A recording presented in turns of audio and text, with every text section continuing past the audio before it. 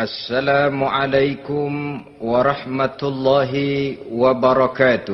Waalaikumsalam warahmatullahi wabarakatuh. Bismillahirrahmanirrahim. Alhamdulillahi rabbil alamin. Wassalatu wassalamu ala ashrafil anbiya'i wal mursalin. Sayyidina wa maulana Muhammadin wa ala alihi wa ashabihil mujahidin at-tahirin. Amma ba'du, subhanaka la ilma lana illa ma 'allamtana innaka antal alimul hakim. La hawla wa la quwwata illa billahil aliyyil azim. Saudara-saudara kaum muslimin, terutama adik-adik para remaja dan pemuda yang saya cintai. Apabila seseorang akan membangun rumah, tentu saja dia akan mengadakan beberapa pilihan. Sejak dari memilih lokasi di mana rumah itu akan didirikan, sampai kepada menentukan bahan-bahan kualitas yang akan dipakainya, sampai kemudian kepada wujud dan bentuk rumah yang akan ditinggalinya. Demikianlah bahwa untuk membangun sebuah rumah yang hanya untuk menaungi kehidupan di dunia ini, kita mengadakan berbagai macam pilihan. Apalagi kalau kita akan membangun sebuah rumah tangga yang kita harapkan tidak hanya akan menaungi kehidupan di dunia ini, tidak hanya untuk kepentingan kita saja, tetapi juga untuk kepentingan anak cucu kita di belakang hari, termasuk sampai kepada hari akhirat nanti.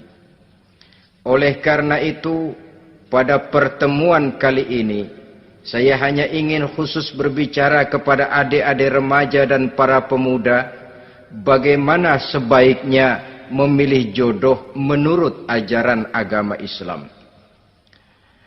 Dalam Al-Quran, Allah subhanahu wa ta'ala menjelaskan, Zuyyina linnasi hubbus syahawati minan nisa. Bahwa manusia, apapun jenisnya, asal dia bernama manusia, dihiasi dengan perasaan cinta kepada perempuan. Jadi sejak dahulunya, secara fitrah, laki-laki senang kepada perempuan, sebagaimana perempuan pun senang kepada laki-laki. Dihiasi rasa cinta ini dalam kehidupan manusia. Dan oleh karena adanya rasa cinta, berkembanglah segala macam persoalan. Sehingga seorang ahli cinta pernah berkata, cinta adalah 5 huruf yang membuat persoalan tidak akan pernah selesai. 5 huruf yang membuat persoalan tidak akan pernah selesai-selesai. Tetapi dalam kehidupan sehari-hari sering kita saksikan bahwa cinta ini bisa mendorong, memberikan motivasi yang baik, dan cinta ini pun bisa juga memberikan dorongan yang tidak baik. Oleh karenanya, apabila cinta itu ibarat setetes embun yang jatuh di bumi yang subur, akan tumbuhlah di atasnya aneka ragam bunga-bungaan yang harum semerbak, indah mewangi, sedap dipandang orang, menebarkan rasa aman, damai, sentosa, dan begitu selanjutnya. Tapi jika cinta itu jatuh di hati yang gersang dan tandus, tidak ada yang akan dapat tumbuh di sana selain sirih memanjat batu, kuning daunnya, lemah gagangnya. Maka cinta yang semacam itu tidak akan memberikan dorongan positif kepada seseorang di dalam kehidupannya. Maka lebih dahulu kita akan membicarakan cinta dalam artian yang positif ini, untuk nanti sampai kepada perempuan yang bagaimana yang harus kita cintai, atau laki-laki yang bagaimana yang harus dicintai oleh seorang perempuan. Saudara hadirin yang saya hormati, cinta dalam artian yang positif, pertama, dia selalu mendatangkan keindahan. Yang kedua, cinta itu memberikan energi atau semangat untuk berjuang. Dan yang ketiga, cinta itu selalu membawa resiko dalam bentuk pengorbanan. Maka cinta yang positif pertama melahirkan keindahan. Disinilah orang memerlukan filter atau saringan. Sebab keindahan yang didasarkan karena cinta itu merupakan satu keindahan yang relatif saja. Boleh jadi karena indah orang jadi cinta, boleh juga jadi karena cinta segala sesuatu terasa jadi indah. Namun bagaimanapun juga, kalau hati sudah diliputi oleh rasa cinta, segalanya akan terasa menjadi indah. Cinta itu adalah keindahan. Yang kedua, cinta itu energi, melahirkan dorongan dan semangat. Yang lemah bisa menjadi kuat, yang takut bisa menjadi berani, yang jauh jadi terasa dekat. Itu semua karena dorongan cinta. Dan dari energi ini lahirlah yang ketiga, bahwa cinta adalah pengorbanan. Sehingga orang berkata, berani bercinta artinya harus berani berkorban.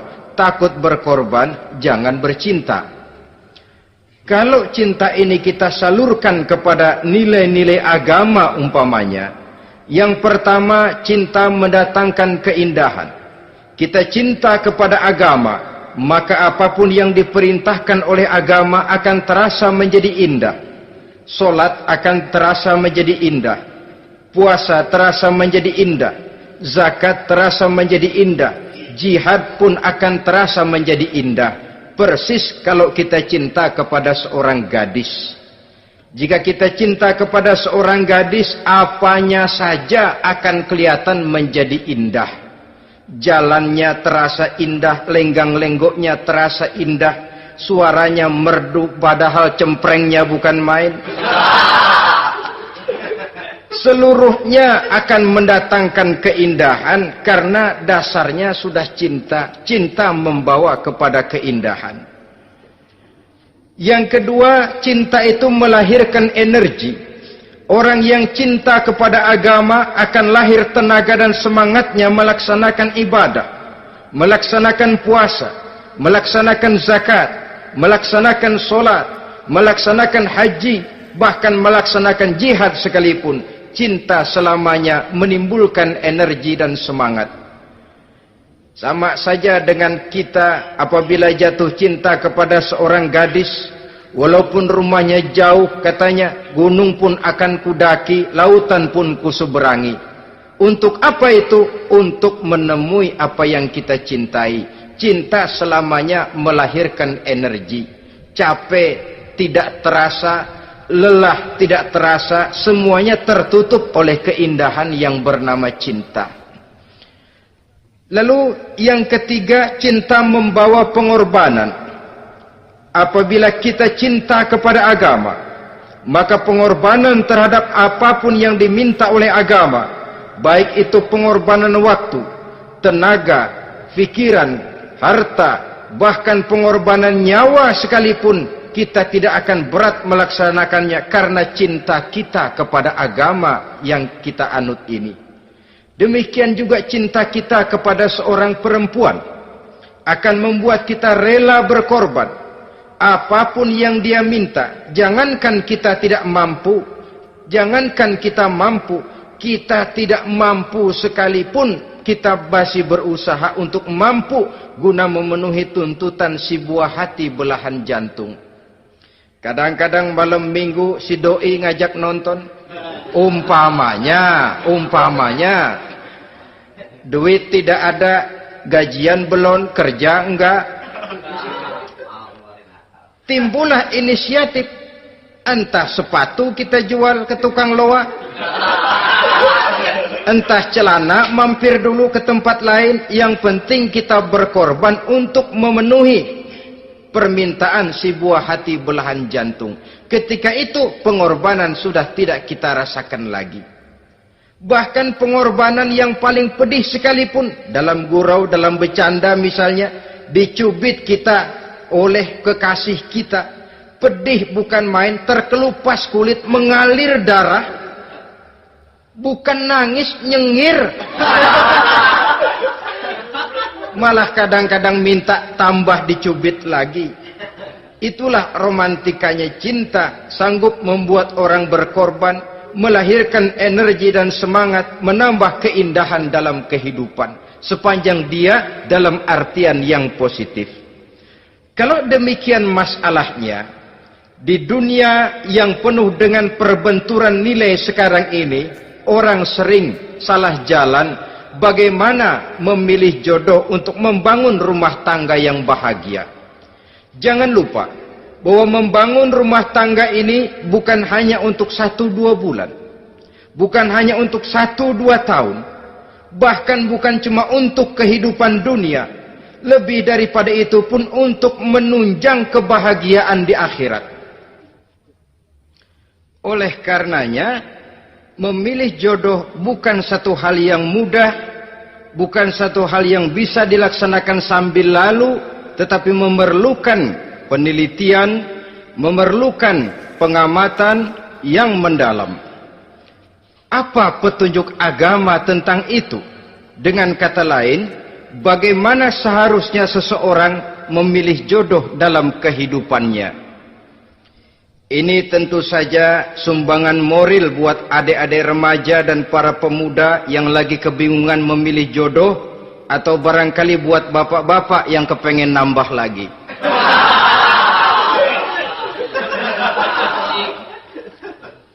Mohon maaf kepada ibu-ibu, saya tidak menganjurkan, cuma ngajarin.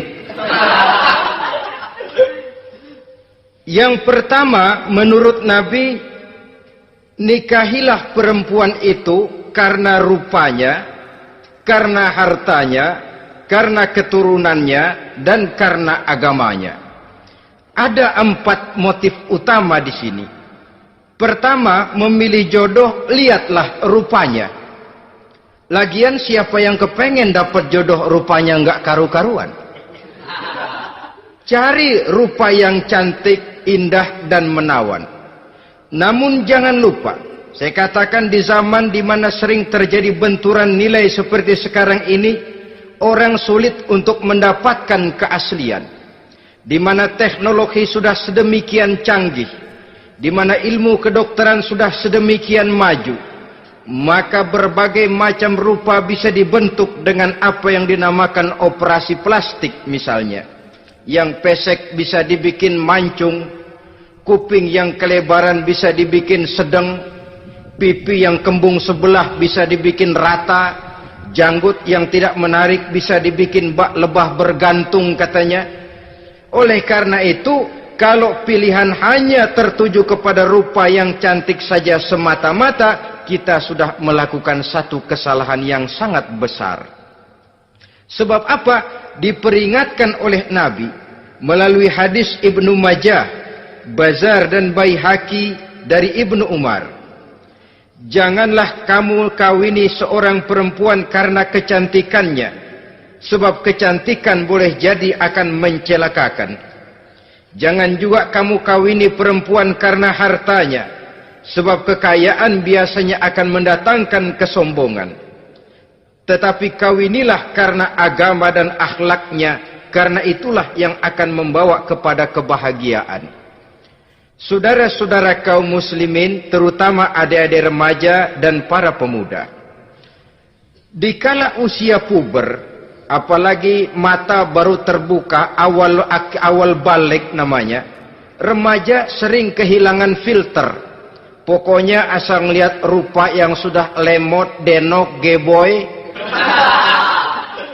pikiran pun hanyut, malam terkenang, siang terbayang, tidur tak nyenyak, makan tak enak katanya, selalu terbayang wajah si doi. Dikala itu orang kehilangan pertimbangan bahwa rupa yang cantik kadang-kadang sering menipu. Diriwayatkan oleh Imam Ibnu Abbas, satu hari ketika sedang kumpul dengan para sahabat, lewatlah orang dengan potongan potongan orang kaya. Kelihatan kan, orang kaya sama orang miskin jalannya aja lain kan? Jalannya saja, jangan gaya hidupnya, jalannya saja lain.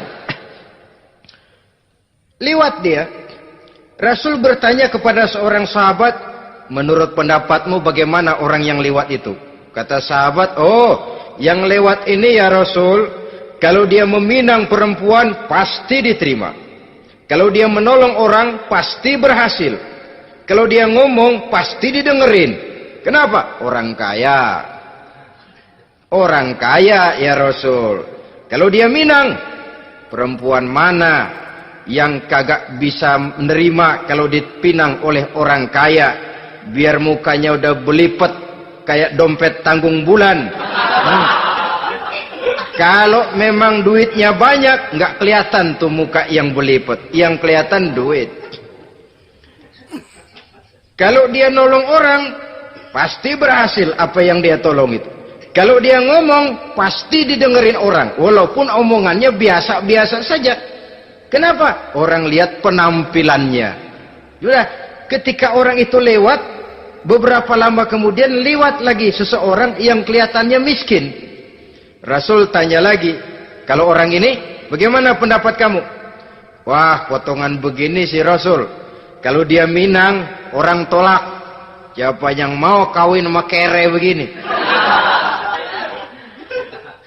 Kalau dia nolong orang, pasti nggak berhasil. Kalau dia ngomong, kagak bakalan ada yang mau dengerin. Siapa yang mau dengerin orang susah ngomong? Setelah orang itu lewat, apa kata Rasul? Orang yang terakhir, yang lewat ini, yang barusan lewat, jauh lebih baik dari yang pertama yang lewat tadi. Jauh lebih baik.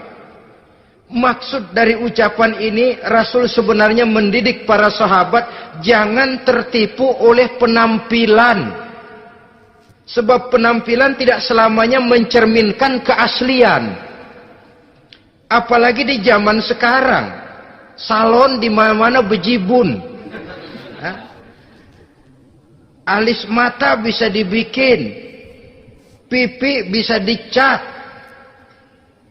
Yang pinggir kuning, yang tengah merah, di sebelah merah ada yang kehitam-hitaman, persis orang kepentok tiang listrik.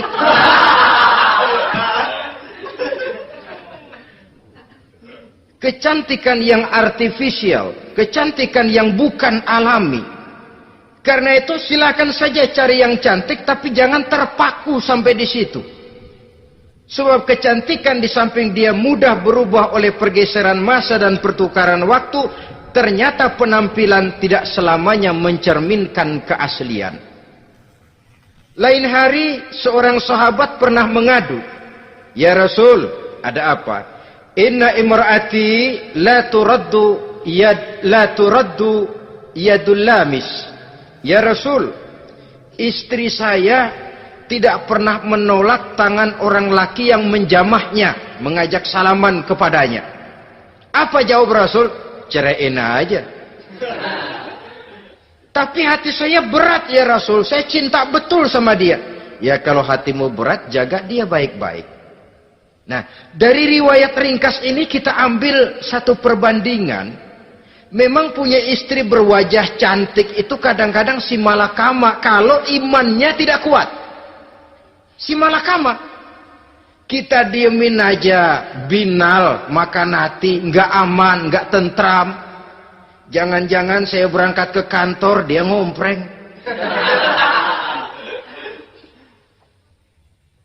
Buah si malakama, seperti orang tadi, ya Rasul. Istri saya kelihatannya sebenarnya tidak negatif maksudnya ini, cuma bersalaman, tapi terlalu ngobrol. La turaddu yadul lamis, tidak pernah menolak orang yang ngajak salaman. Ya sekedar salaman. Tapi kan awalnya dari salaman. Kalau sudah salaman kan strum bisa ngederdet dari tangan situ. Kata Rasul sederhana saja. Ya kalau memang begitu ceraiin. Saya nggak kuat Rasul. Saya cinta betul sama dia. Kalau kau tak kuat berpisah dengan dia, jagalah dia baik-baik. Ajar, didik, tanamkan rasa keagamaan di dalam hatinya. Saudara-saudara kaum muslimin, jadi rupa yang cantik tanpa didasari oleh nilai-nilai agama akan membuat seorang suami di rumah tangganya seperti si malakama. Seperti berhadapan dengan buah si malakama kalau tidak diiringi dengan nilai-nilai moral yang luhur dan bekal agama yang tangguh. akan pergi jauh dari rumah rasanya tidak aman, sedangkan di rumah saja siapa yang akan mencari nafkah, dan begitu selanjutnya. Orang tadi jelas berhadapan dengan buah si malakama, didiamkan, makan hati. Sebab maaf, kalau seorang suami sudah tidak punya rasa cemburu terhadap istrinya, itu kan yang disebut dayus. Dan dayus itu jangankan masuk surga, bau surga saja dia tidak dapat. Tapi cemburu dalam artian bukan cemburu buta, cemburu dalam artian yang wajar. Dia cemburu, akan dikerasi takut kalau istrinya minta cerai, sedangkan dia cintanya sudah kadung medok bener. Si malakama jadinya. Nah, ini juga satu riwayat yang memberikan gambaran kepada kita. Pilihan, silakan cari rupa yang cantik saja. Cari yang cantik. Tapi kalau itu dijadikan motif utama tanpa dasar-dasar agama, saya khawatir nanti rumah tangga kita akan berhadapan dengan buah si malakama. Jadi adik-adik remaja, usaha, ikhtiar, cari yang cantik, yang kira-kira nggak membosenin, supaya kita betah tinggal di rumah, supaya kita merasa ada tempat berbagi rasa, ada tempat kita bernaung. Sebab kalau nyari bini sebini-bininya mah, ya jodoh di tangan Tuhan, kagak usah nyari juga ntar datang diri, umpamanya. Iya, kalau yang datang peot. Orang harus berusaha, walaupun pada akhirnya jodoh toh memang ditentukan Allah. Kan 3 hal yang kita tidak bisa menentukan itu katanya. Maut, rezeki, jodoh. Itu yang masuk mysterious problem. Problem yang misterius. Maut, misterius. Kapan kita mati, kita sendiri tidak tahu. Tahun depan, 50 tahun lagi, 100 tahun lagi, tidak pernah seorang pun diberitahu.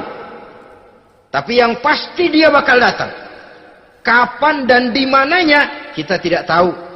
Bisa di rumah, bisa di masjid, ya alhamdulillah. Bisa di majelis taklim, syukur. Bisa di medan perang membela agama, bagus.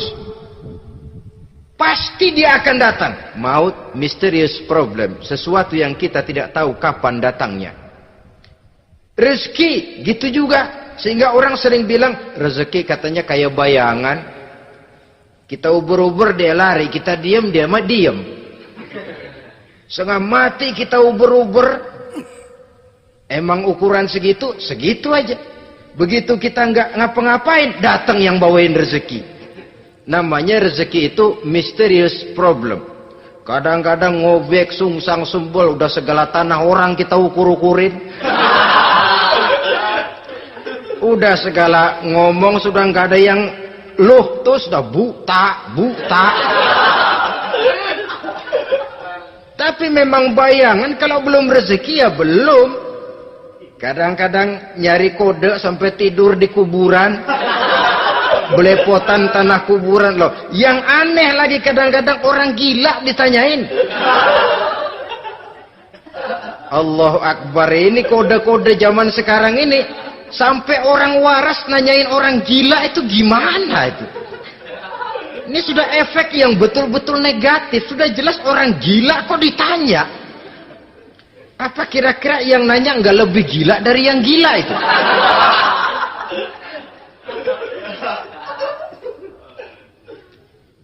Saudara-saudara kaum muslimin, terutama adik-adik remaja dan para pemuda, jadi silakan saja cari rupa yang cantik, karena dia akan jadi tautan hati, buah hati, belahan jantung, tempat kita berbagi rasa, tempat kita pulang dan tinggal di rumah tangga kita.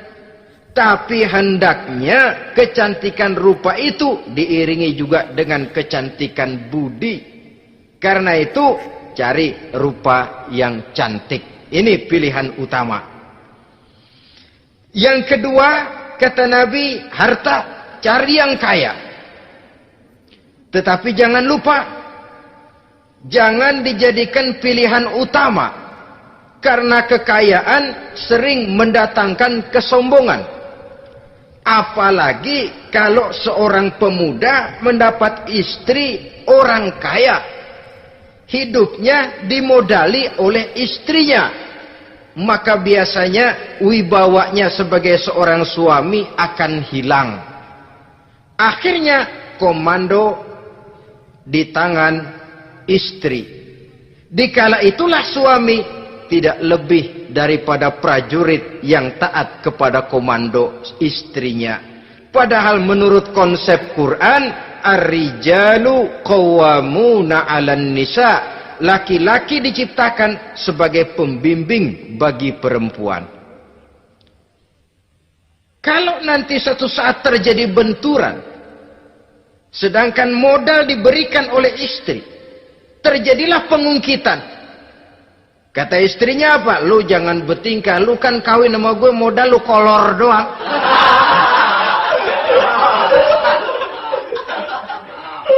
Kalau sekarang bertingkah, silakan keluar rumah.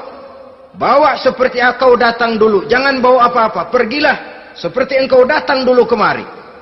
Hilanglah wibawa seorang suami. Suami kalau udah digentak sama istri begitu, ngelempuruk kayak ayam sampar. Di mana lagi letak wibawanya? Harta sering mendatangkan kesombongan. Oleh karena itu, walaupun diperintahkan cari yang keturunan orang kaya, tapi maksudnya jangan dompleng. Sebab kepribadian seorang suami akan ditentukan oleh sifatnya sendiri. Keberadaannya ditentukan oleh karya dan perbuatannya sendiri. Itulah yang akan menampilkan kepribadian dia dalam kehidupan di masyarakat ini. Saudara-saudara kaum muslimin, terutama adik-adik remaja dan para pemuda, kan kadang-kadang di zaman sekarang kan kelas-kelas gigolo, playboy ya, nyari tante-tante kesepian, mejeng-mejeng di pinggir-pinggir jalan dengan harapan apa? Ya barter lah, tukar tambah. Nah, supaya dapat rokok, dibelikan pakaian, motor dan sebagainya. Tapi yang jelas hilang harga diri sebagai laki-laki, dan itu yang paling mahal. Kalau seorang laki-laki sudah kehilangan harga diri, apalagi yang bisa dibanggakan dalam kehidupan ini? Apa artinya naik mobil kalau kepala tertunduk ke bawah?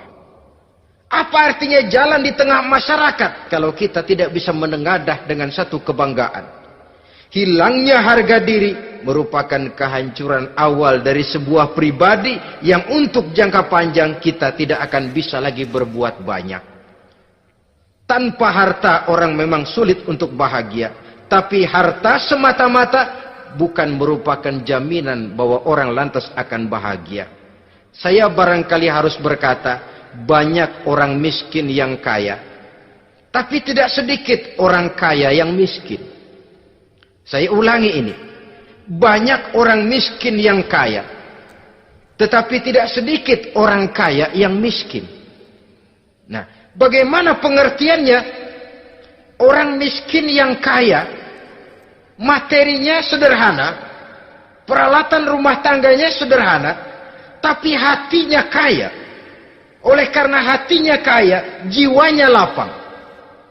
Sebaliknya, orang kaya yang miskin, di tengah kelimpahan materi yang berlimpah, segalanya serba ada, hatinya yang miskin. Kelimpahan materi tidak akan sanggup mengobati kemiskinan hatinya. Sehingga di tengah kehidupan yang serba ada, dia masih merasa kurang, maka dia tidak pernah cukup.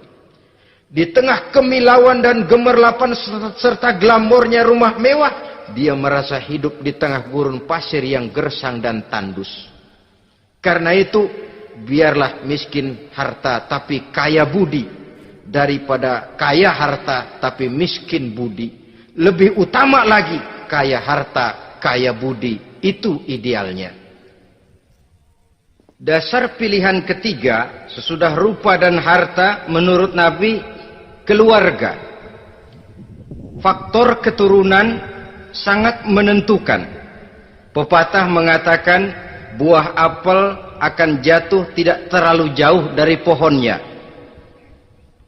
Biasanya kalau bapak kalong, anak kampret. Bapak nyolong, anak nyopet. Itu fotokopi. Saudara-saudara, sungguh pun demikian, faktor keluarga bukan merupakan yang paling dominan.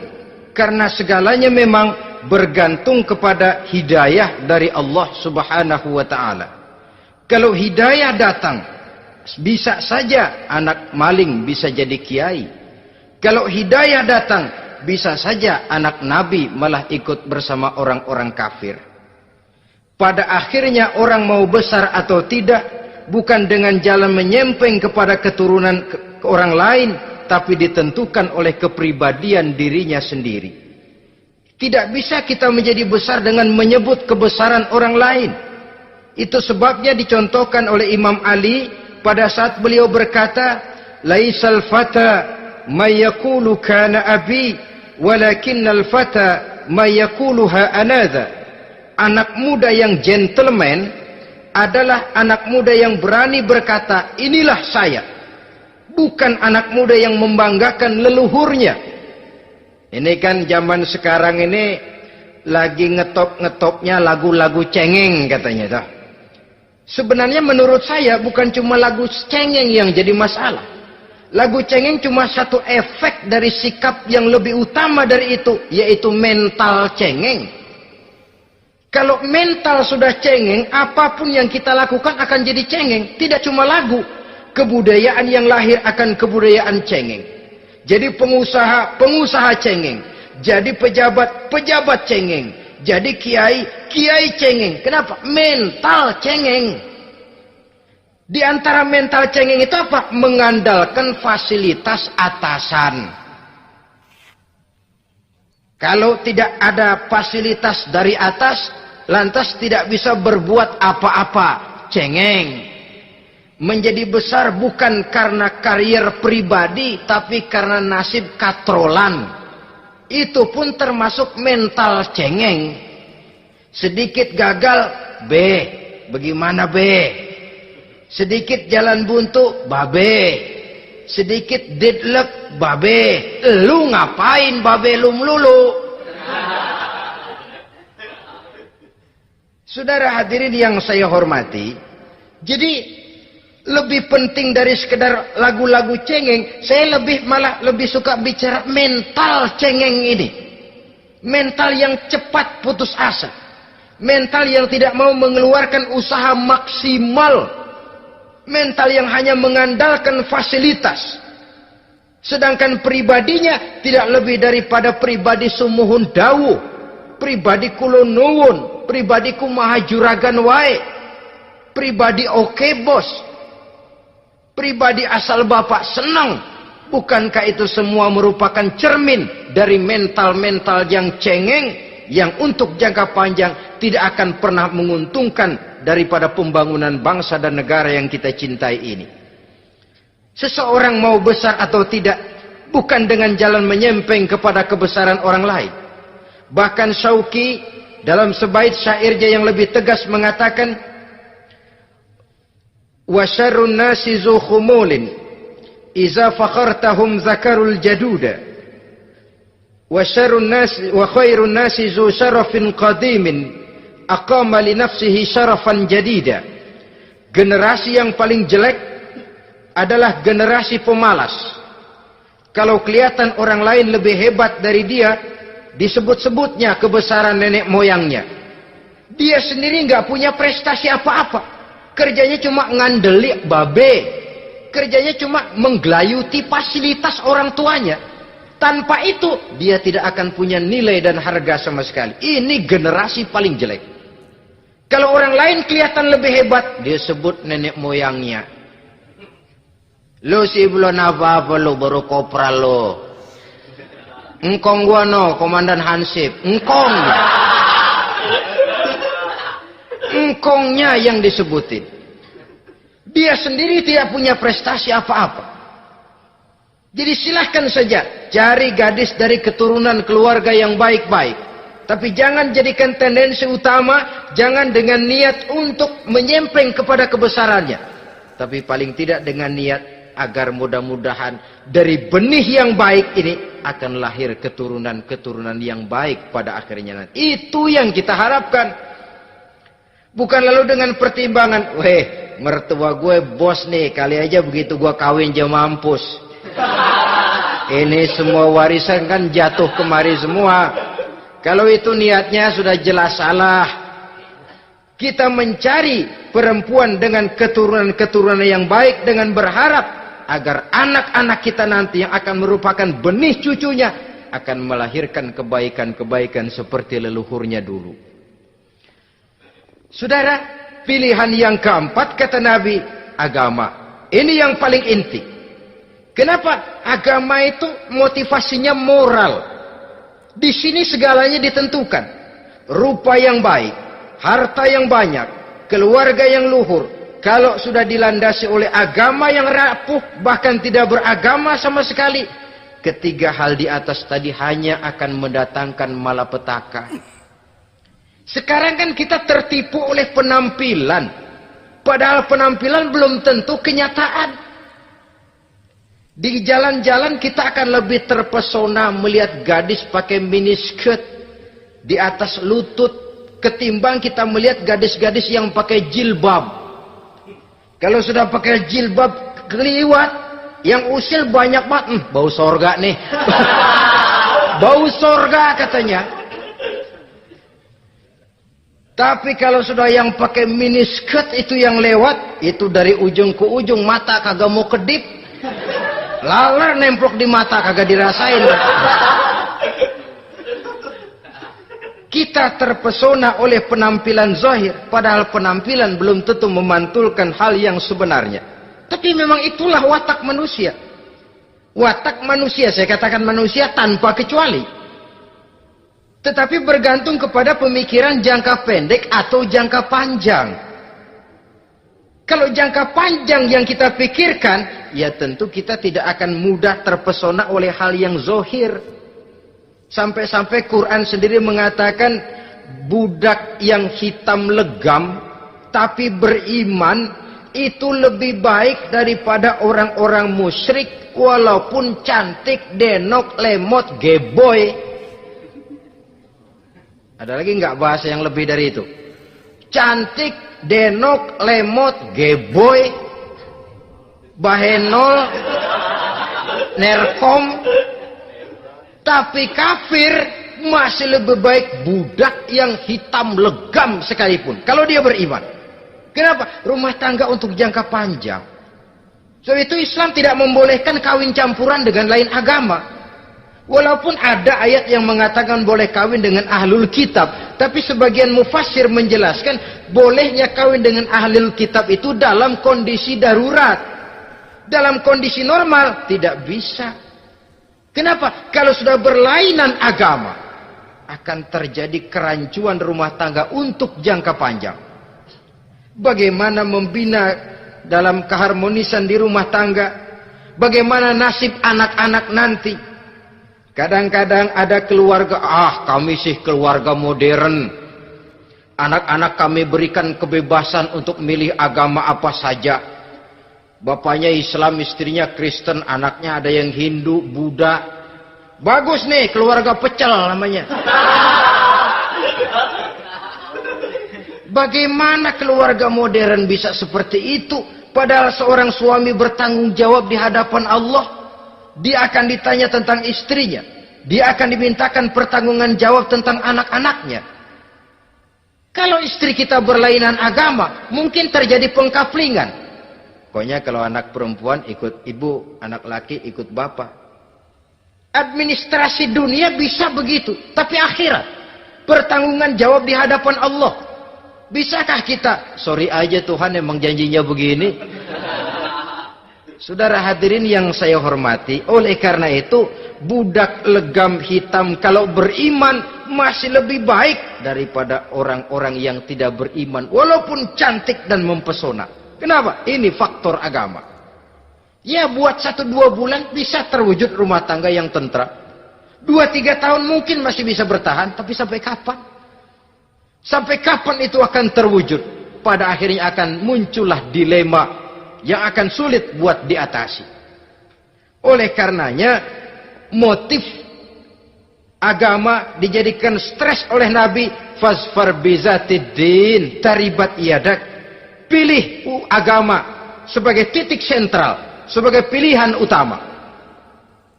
Kalau agamanya kuat, walaupun rupanya sederhana, tapi karena nilai agamanya kuat, dia bisa menyenangkan hati suaminya. Dia bersolek untuk kepentingan suaminya. Dia taat kepada suaminya. Harta, dia anak orang kaya untuk membantu perjuangan suaminya. Tapi kalau tidak ada modal agama, rupa yang cantik bisa menyengsarakan suami. Apalagi kalau suami kere. Istrinya sudah cantik, kaya ataupun tidak kaya kadang-kadang. Udah, suaminya suruh ngempuk di rumah, bininya yang kerja. Ya kalau kerja mendingan kalau dikerjain itu.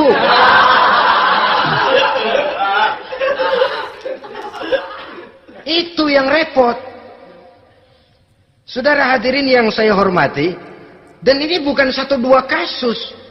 Alangkah malangnya kalau sudah terkena hal seperti itu. Akhirnya seperti pengaduan sahabat kepada Rasul tadi. Mau diceraiin, cinta saya udah medok benar Rasul. Enggak diceraiin, hati saya ngebet, pegel.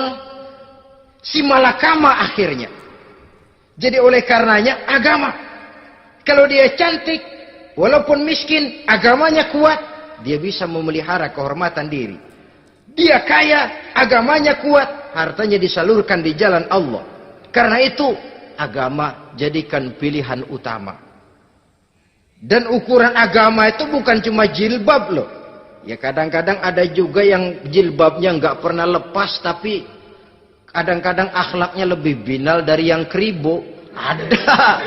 Ada, cuma sekedar kamuflase saja, itu pun penampilan. Sekedar penampilan saja. Cuma dari segi aurat ya memang lebih baik dan lebih utama.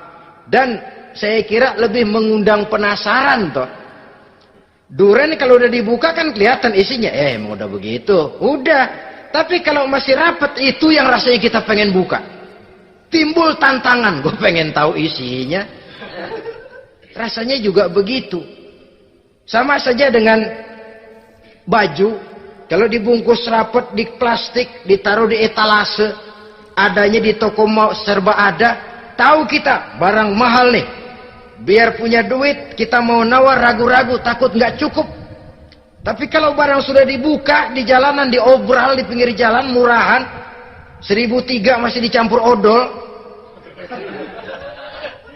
Yang begitu sih biar nggak punya duit, kita berani banget tanya, nawar, megang lagi nyemek. Berat duit nih bang. Kenapa? Barang sudah terbuka. Jadi saudara-saudara, syukur kalau keempat-empatnya ini jodoh terkumpul dalam jodoh yang saudara cari. Sudah rupanya cantik, kaya, keturunan orang baik-baik, agamanya kuat. Nah, surga dunia tuh. Yang begitu cari. Kalau ada yang begitu, saya juga mau nambahin satu lagi.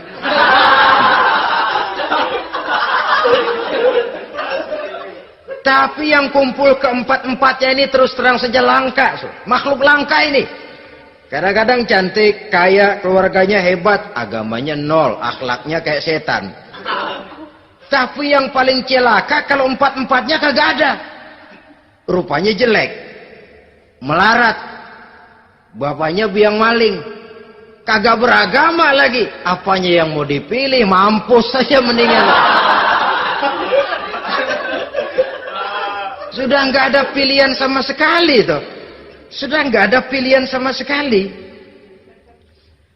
Saudara hadirin yang saya hormati, terutama adik-adik remaja. Nah, lalu apa motivasi agama dalam pembinaan ini apa?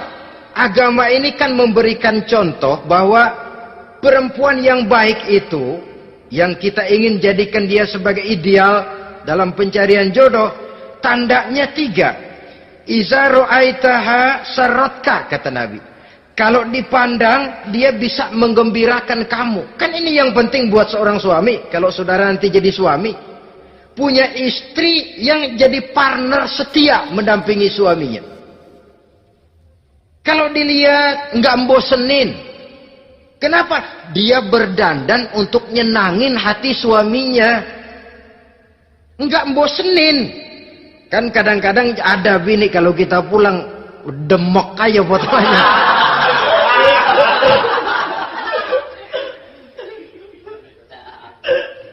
Ini yang bikin suami enggak betah di rumah ini kan yang begini.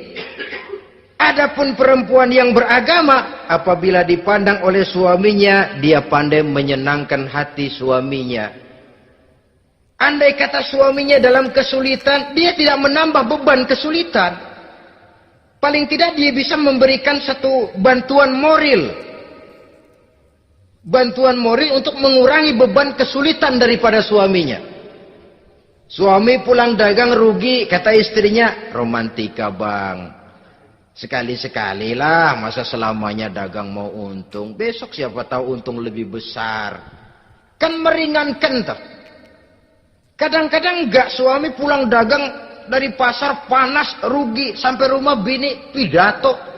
Pletar-pletor. Lu dagang rugi, emang lu laki goblok.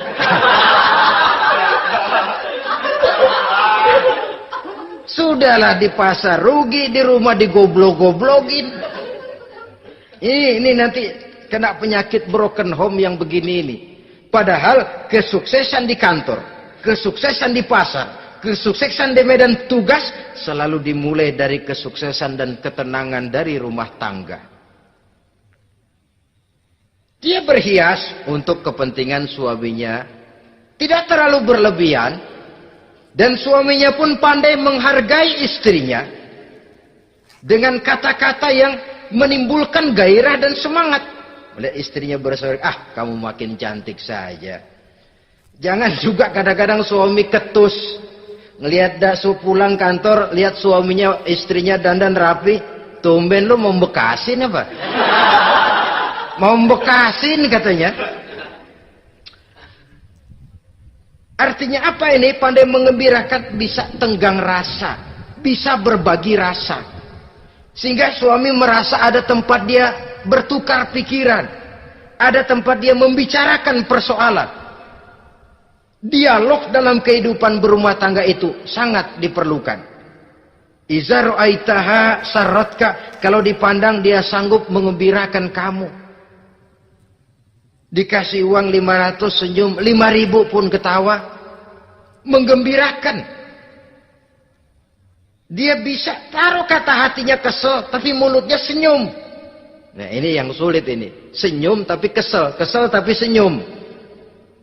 Kadang-kadang istri itu kan kalau sudah kesel, suami pulang nggak bisa dia menyembunyikan kekesalannya.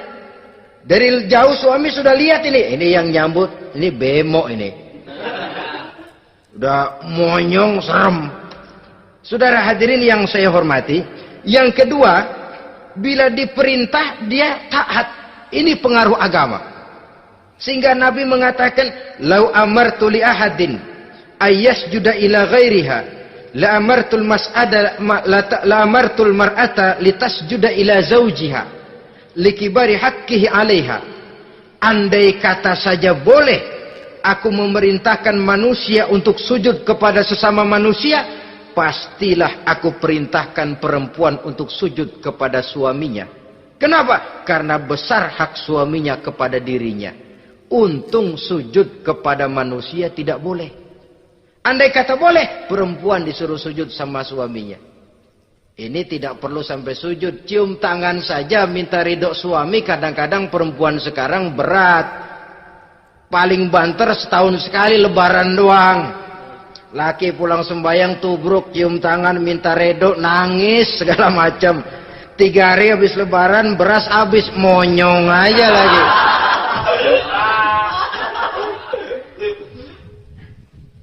Saudara hadirin yang saya hormati, yang ketiga, akibat pengaruh agama, dia sanggup memelihara kehormatan diri dan sanggup menjaga harta suaminya. Memelihara kehormatan diri baik pada saat suaminya di rumah atau pada saat suaminya tidak ada di rumah. Satu riwayat, seorang sahabat akan pergi perang jihad di fi sabilillah. Ketika mau berangkat dia bilang kepada istrinya, saya mau berangkat perang. Kalau saya belum pulang kamu jangan keluar rumah. Baik bang. Pergi istrinya, pergi suaminya jihad. 1 minggu, 2 minggu berlalu, belum juga pulang. Satu hari datang utusan dari rumah orang tua si istri ini. Assalamualaikum bu. Waalaikumsalam. Ada apa? Ada berita kurang enak bu. Orang tua ibu sakit parah. Mohon tolong ditengokin. Apa kata si istri?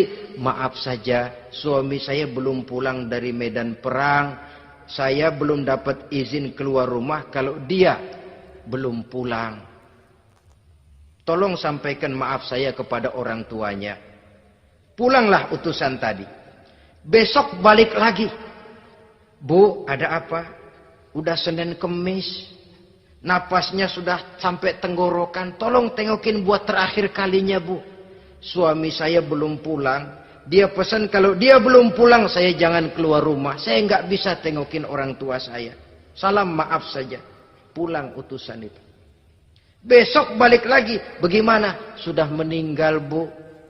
Mau dikubur. Tengokinlah buat terakhir kalinya. Suami saya belum pulang. Saya belum berani keluar rumah kalau suami saya belum pulang. Itu janji saya sama suami saya. Pulanglah utusan ini ngadu kepada Rasulullah sallallahu alaihi wasallam. Ya Rasul, ini perempuan kelewatan benar. Dari orang tuanya sakit sampai sekarat, sampai mati, sampai dikuburin dia nggak nengokin. Memangnya kenapa? Suaminya katanya pergi jihad dan suaminya tidak mengizinkan dia keluar rumah kalau si suami belum pulang.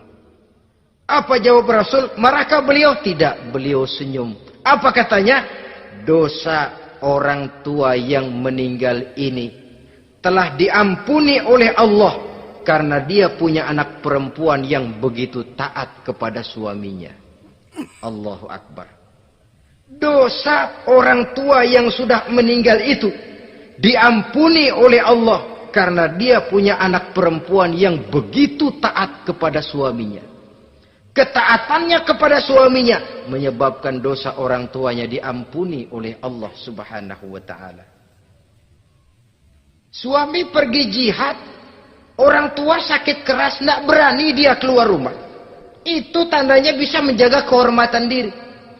Kalaupun satu saat suaminya manggil, bu, tolong ambilin uang di dompet. Dompetnya dibawa, bang, ambil saja sendirilah, nanti salah ambil lagi saya. Kadang-kadang enggak, suaminya pergi mandi, dompet berantakan. Saudara hadirin yang saya hormati, ini motivasi agama.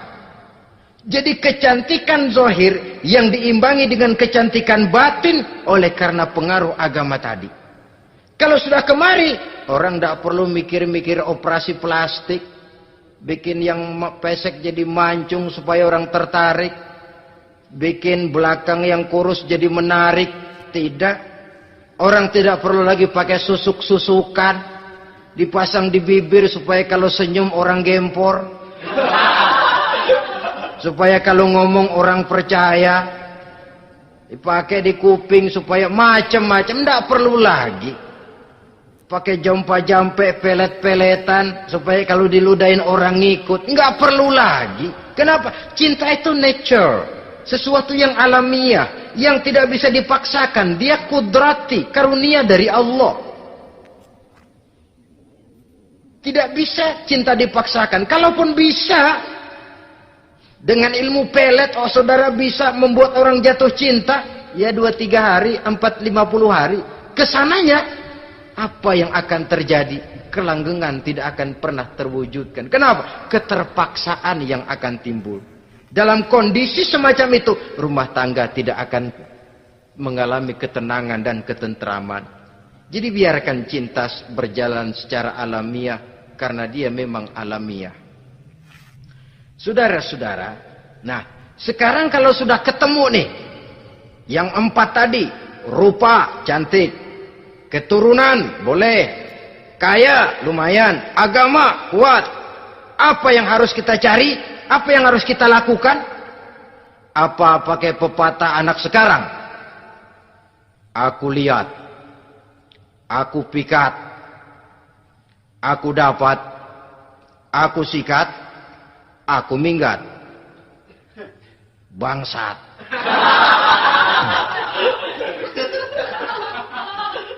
Itu kan ada moto cinta kilat begitu tuh.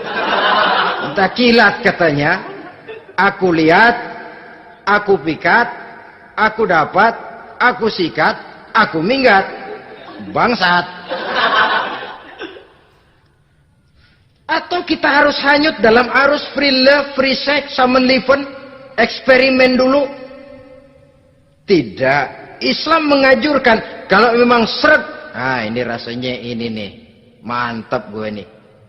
Apa yang diajarkan oleh Islam selanjutnya? Meminang, saudara-saudara. Meminang adalah langkah awal untuk mengikat tali pernikahan. Diizinkan meminang, dan di dalam meminang pun diizinkan untuk melihat.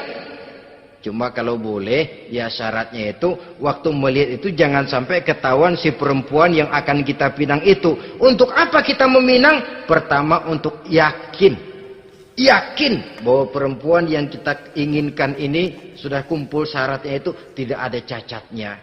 Yang kedua, untuk memperkuat tekad hidup berumah tangga, diperlukan meminang. Adapun adat itu berbeda. Tapi bahwa konsep meminang itu dalam Islam ada, itu jelas. Ya kalau mesti bawa pisang raja, pakai roti buaya, pakai martabak segede ban mobil truk segala macam, itu adat saja, ya. Tapi yang real meminang itu ada dalam Islam. Nah, bagaimana adab meminang? Setelah kita tahu anak ini cantiknya ya, keturunan baik, ya kekayaannya lumayan, agamanya kuat, pinanglah dia. Caranya boleh lihat langsung. Lihat langsung kalau bisa tanpa setahu si perempuan. Dan batas yang boleh dilihat itu muka dan tangan. Itu saja. Jadi jangan gerusak. Minta permisi Pak, saya mau ngelihat anak bapak seutuhnya. Soalnya buat saya ini nanti. Apanya aja dibedolin, jangan. Kira-kira yang boleh itu muka sama tangan. Andai kata kita risih, sebab nanti kalau nggak jadi akan jadi timbul rasa malu dan si perempuan juga kasihan. Boleh mengutus perempuan yang kita percaya. Coba kau ke sana, lihat kondisinya yang sebenarnya bagaimana. Kalau ngelihat dari jauh sih utuh, siapa tahu nanti tangannya kurang sebelah. Coba lihat sana.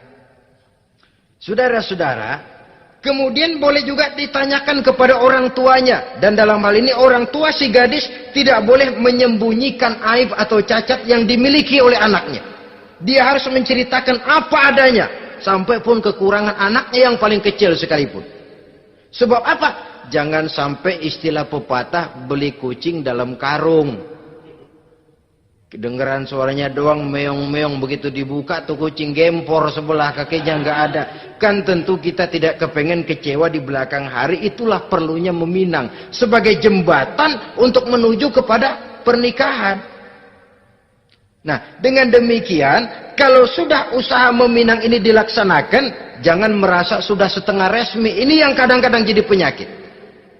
Malah sesudah meminang harus masing-masing lebih menjaga diri, menjaga kehormatan, menjaga pergaulan. Kenapa? Agar saat memasuki jenjang pernikahan nanti merupakan jenjang yang sangat ditunggu-tunggu. Ada rasa keinginan tahu. Kalau tidak, ya udah biasa, nggak giroh lagi ngadepin perkawinan. Kenapa? Kemarin-kemarin gue udah cobain. Hilang gairah lagi. Sebab itu kalau sudah meminang, jangan merasa sudah setengah halal. Ah, udah minang ini Kadang-kadang orang tua juga konyol. Sudah dipinang, diumbar. Lu bawa kemana keda lu udah pinang?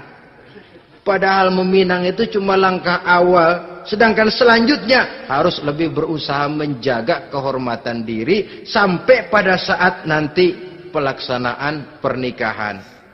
Nah, saudara-saudara, terutama adik-adik remaja dan para pemuda, walaupun agak sekilas memang karena terbatasnya waktu pada pertemuan ini, mudah-mudahan bisa memberikan gambaran yang sepintas tentang bagaimana sebaiknya kita memilih jodoh di dalam membina rumah tangga yang bahagia. Semoga ada manfaatnya. Terima kasih atas segala perhatian.